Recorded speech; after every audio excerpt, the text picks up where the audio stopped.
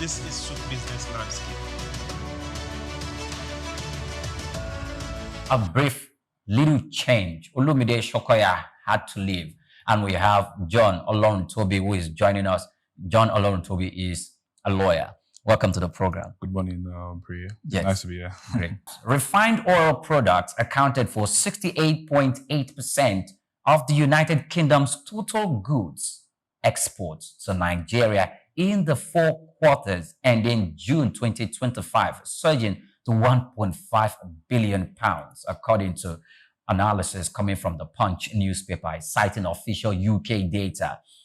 Now, the UK Nigerian Trade and Investment Fact Sheet published by the UK Department for Business and Trade revealed that refined oil exports rose by 62.8% compared to the same period a year earlier. Overall, the UK export to Nigeria reached 5.6 billion pounds, marking a 12.3% increase, while Nigerian imports to the UK grew by 8.23% to 2.3 billion pounds. This brought total bilateral trade between the two countries to 8 billion pounds, up 11.1% or 793 million pounds year on year. Analysts said that the figures highlight Nigeria's continued reliance on imported fuel and the UK's strategic role as a refined oil supplier, despite efforts to boost local refining capacity. Now, and Oloruntobi, the reason why I want to even make this remark is because recently Mr. President slammed a 15% tariff on imported fuel. Could it be maybe because the administration had had a foreknowledge of this? And Dangote refinery that has come to solve lots of problems to make Nigeria less reliant on imported products. It looks like we still experienced the same thing from June 2024 to June 2025. I mean, if you look at the balance of trade from what the Punch newspaper analysis gave us business-wise between Nigeria and the United Kingdom, is lopsided. We are at the loss. And we seem to be making gain. Is it too early for us to balance this out with the UK, or is it just the marketers themselves? Now that they are going to be slammed 15%, do we see some form of level playing field between Nigeria? So the figure that we're seeing right now is a very painful one. Tells a very painful story, and because of the complexity around the refinery system in Nigeria, everyone is trying to secure their own station to see how they can make money. We are experiencing a lot of difficulty moving forward. As a nation, we can't actually depend on exports. It's ridiculous. This is not about energy right now. This is about sovereignty of economic sovereignty. Okay. We can't keep exporting crude oil and then bringing it back times 3, times 10 of what we took out there. It affects the economy. And every time I say this, I say the economy is a very fragile substance. Whatever you do in the international space affects what you get locally. So we need to start looking inwards. Local refinery and how we manage the outputs, because it's not just to refine, it's not just to have this oil.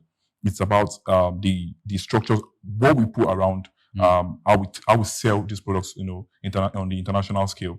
I mean, look at the UK, for example. They don't have the oil we have, right? They have refineries. But they have refineries. It's okay to have, the refineries are, brains, infrastructures and all of that. We have these things as well too. You understand what I'm saying? Let's look inwards, and I feel like when we do this, it would help these numbers we are seeing, because it's a ridiculous one.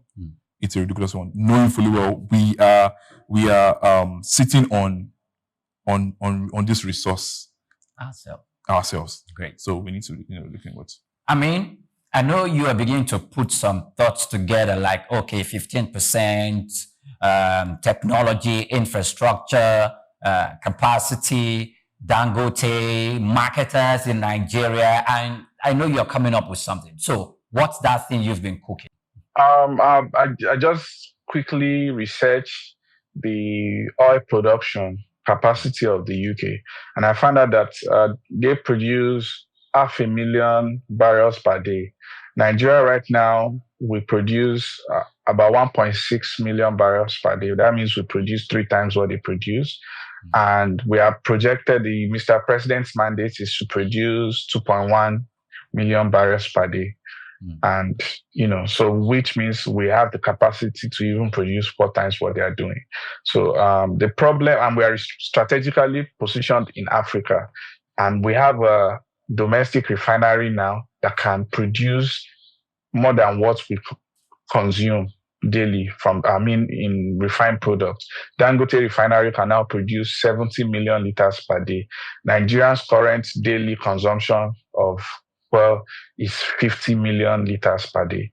So if we look at the UK now, so if UK can be exporting that so much oil to Nigeria, that means that's a huge opportunity for us. I am very excited about Boa refinery that is meant to come on stream by first quarter 2026. So, and then the Edo State's owned refinery. I hope there will not be politicking around it because it was started by the previous PDP administration and they have an APC administration. If the transition is smooth, which we hope, which is the benefit for us as Nigerians, that's supposed to come on stream first quarter 2026 too.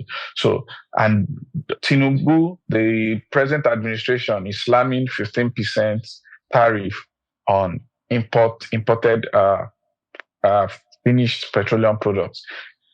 All of this together is to encourage more investors to go into refining rather than just importing fuel with no value chain for our people. It doesn't employ our people. It doesn't strengthen our economy.